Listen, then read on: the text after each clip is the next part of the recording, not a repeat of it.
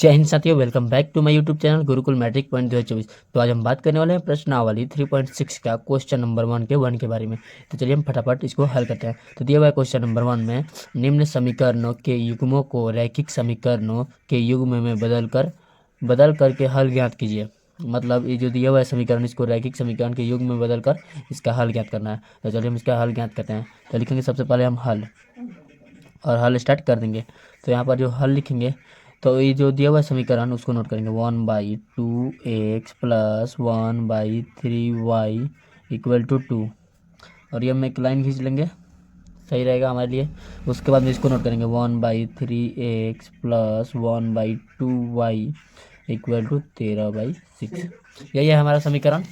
जब हम इसको आगे हल करेंगे तो देखिए हम इसको ये इस तरह से भी लिख सकते हैं। जो दिया हुआ है हमारा समीकरण 1/2x ये है हमारा, और फिर 1/3y इक्वल टू 2, यही है ना हमारा। तो हम इसको इस रूप के लिख सकते हैं।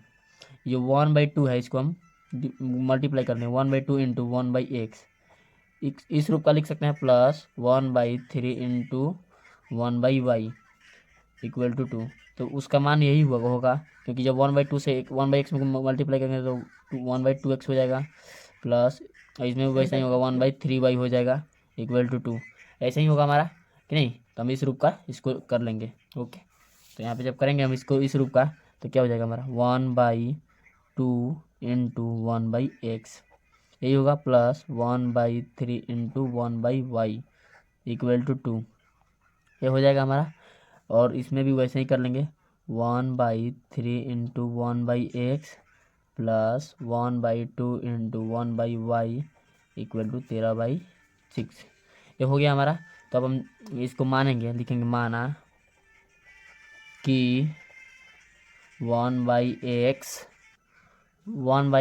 इक्वल टू a, तथा हम लोग क्या मान सकते हैं 1/y इक्वल टू b से।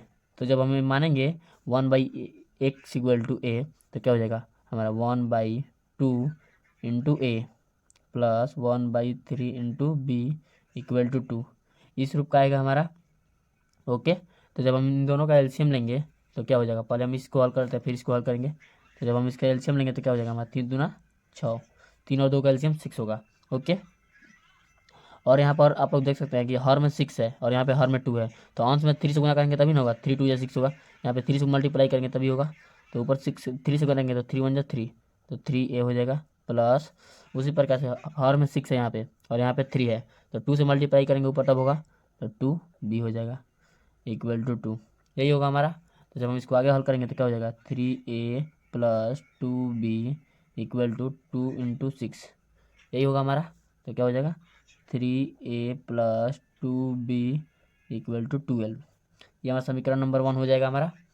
ओके, अब जब हम इसको देखेंगे तो यहाँ पे 1/x को हम क्या माने a और 1/y को क्या माने b, तो इसको इसी प्रकार देखेंगे हम क्या हो जाएगा हमारा, फिर 1/3 into a plus 1/2 into b equal to 13/6, और जब हम 3 और 2 का एलसीएम लेंगे तो 6 होगा, उसी प्रकार इसी प्रकार जैसे।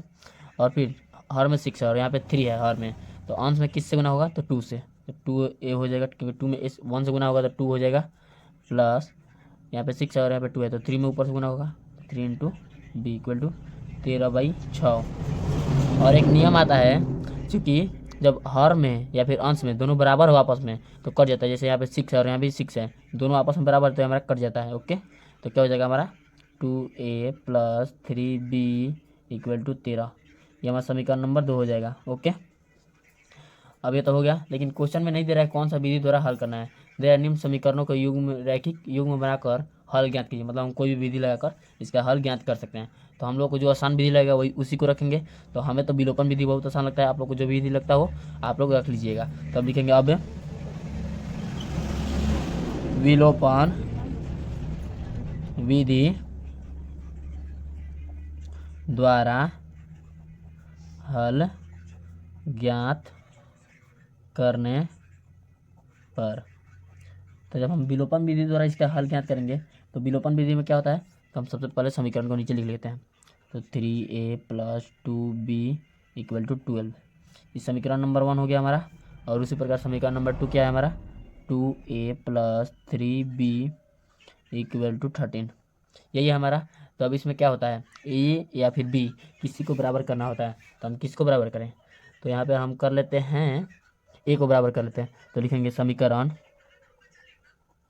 1 गुने 2 तथा समीकरण 2 गुने 3, यही हम कर लेंगे, क्योंकि यहाँ पर देखिए 3 है और यहाँ पे 2 है ए के साथ गुणन में। तो जब हम ऊपर 3 से कर देंगे तो 6 हो जाएगा, और नीचे 2 नहीं, ऊपर 2 से करेंगे तो 6 होगा, नीचे 3 से करेंगे तो 6 होगा। ओके, तो चलिए हम देख लेते हैं यहाँ पे क्या हो जाएगा। जब हम इसमें मल्टीप्लाई कर दिए हैं 2 से और यहाँ पे 3 से, ओके, तो क्या हो जाएगा हमारा, ये हो जाएगा ना, तो 3 2 जा 6, 6a + 4b इक्वल टू 2 से करना है तो 24, यही होगा हमारा।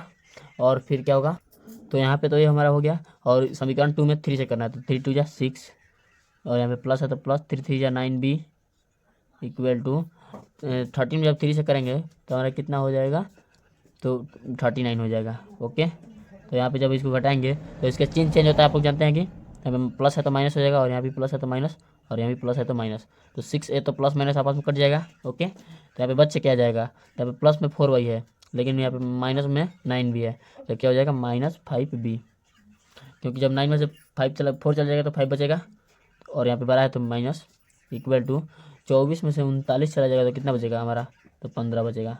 ओके, तो b का मान कितना आ जाएगा, और यहाँ पे माइनस होगा तो माइनस माइनस आपस में यहाँ पे कट जाएगा, तो b का मान 15/5, तो हमारा 3 आ जाएगा, तो b इक्वल टू कितना हो जाएगा 3।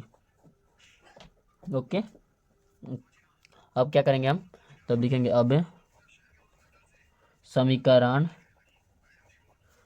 2 या फिर 1 किसी में रख सकते हैं आप, 2 में b का मान रखने पर, तो जब हम समीकरण 2 में b का मान रखेंगे तो क्या हो जाएगा हमारा, तो समीकरण 2 यही ना है हमारा, इसको नोट कर लेते हैं, 2a + 3b इक्वल टू 13, यही है हमारा। तो यहाँ पे 2a + 3 इंटू b का मान 3 है तो 3 इक्वल टू 13, यही हो जाएगा हमारा। ओके, तो यहाँ पे 2a + 9 इक्वल टू 13, तो यहाँ पे 2a इक्वल टू क्या हो जाएगा 13, और यहाँ पे प्लस में 9 है, इधर जाए तो माइनस में हो जाएगा -9, तो यहाँ पे 2a इक्वल टू क्या बच जाएगा, जब 13 में से 9 जाएगा तो कितना बचेगा हमारे पास, तो 13 में से 9 चल जाएगा तो 4 बचेगा 4। ओके, तो इक्वल टू क्या हो जाएगा हमारा, a इक्वल टू क्या हो जाएगा 4/2, तो हमारा a का मान क्या जाएगा 2, ये तो आ गया। लेकिन यहाँ पे हम लोग क्या माने थे, ऊपर में देख सकते हैं आप लोग, यहाँ पे हम लोग माने थे a के बराबर क्या है 1/x, और b के बराबर क्या है 1/y, तो नीचे हम लोग देखेंगे कि, तो नीचे हम लोग देखेंगे इसको, तो क्या लिखे थे, a बराबर क्या था हमारा, तो a बराबर हमारा था 1/x, यही था। तो हमारा a का मान क्या था, तो 1/x के बराबर 2 हो जाएगा हमारा कि नहीं, तो 2, और नीचे कुछ नहीं, हर में तो 1 डाल देंगे, 1 होता है। तो जब हम इसको हल करेंगे तो यहाँ पे क्रॉस मल्टीप्लाई हो जाएगा। ओके, तो यहाँ पे जब 1 में 1 से होगा, x में 2 से पहले कीजिए, तो यहाँ पे क्या हो जाएगा 2x इक्वल टू 1 में 1 से होगा तो 1, तो हमारा x बराबर क्या हो जाएगा, x बराबर 1/2, तो ये हो गया हमारा x का मान आ गया, ये फाइनली x का मान आया हुआ है। और उसी प्रकार y में क्या था हमारा, तो हम लोग b बराबर क्या माने थे 1/y, और y b का मान कितना 1/y हो गया, तो 1/y के बराबर b का मान आ गया कि नहीं, तो 3,